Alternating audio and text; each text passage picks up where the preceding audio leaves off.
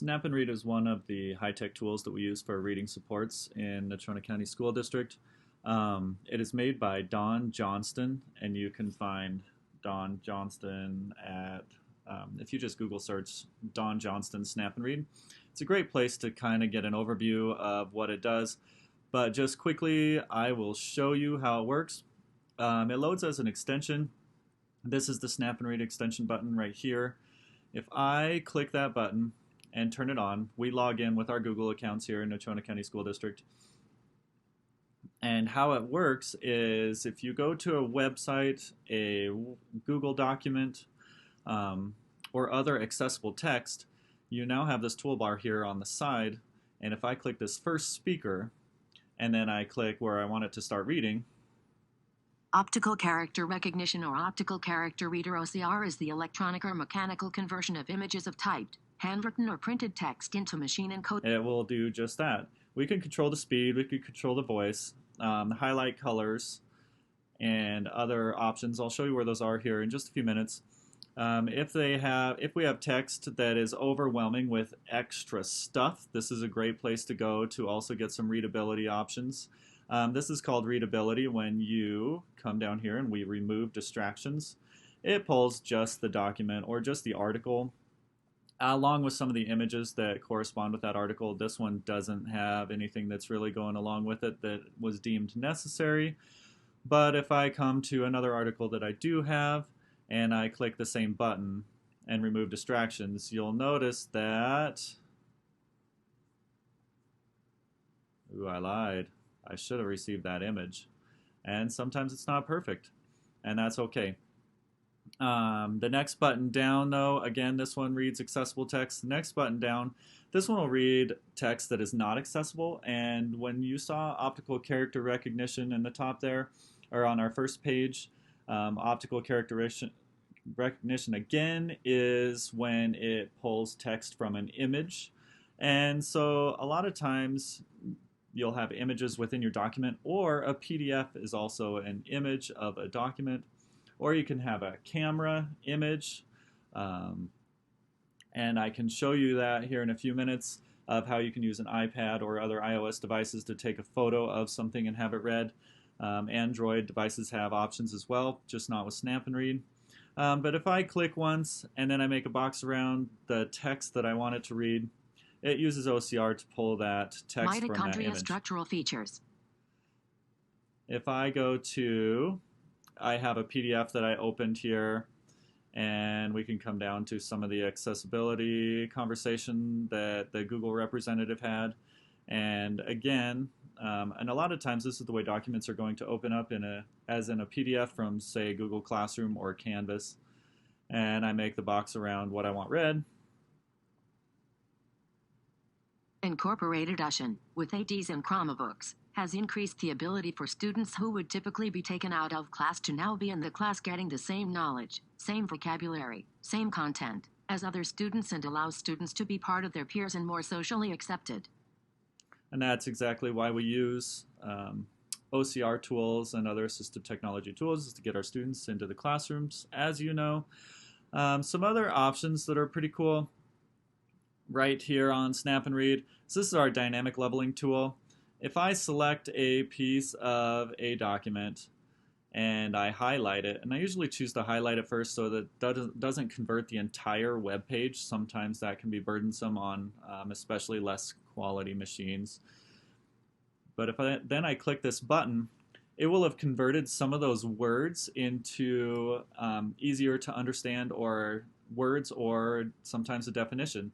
So if I'm looking here, mitochondria are rod-shaped, and the original word there, if I hover over the definition in parentheses, it was organelles. And it changed organelles to special parts of a cell that perform particular functions. What's nice about that is I can read it within the text as the original word, but then I can see the definition, and I'm not jumping back and forth to a dictionary all the time. We don't get a lot of control with this, but as you'll notice, I can hover over, and it has changed a significant portion of this web page. It does have a translator, so if you're using this for an EL population, I can choose my language. It'll also read, Las mitocondrias son orgánulos en forma de varilla que pueden considerarse los generadores de energía de la célula, convirtiendo. which is helpful. We have a masking tool. This is great for tracking, but it also, you can choose the colors. So if you have a student that uses color overlays, which again, that's reflected light opposed to projected light, you do have to choose different colors. But sometimes changing colors is great when the contrast of black on white is too difficult and it causes some of your visual distortions. And Snap&Read's also super cool because it has a study tool, basically that makes outlines.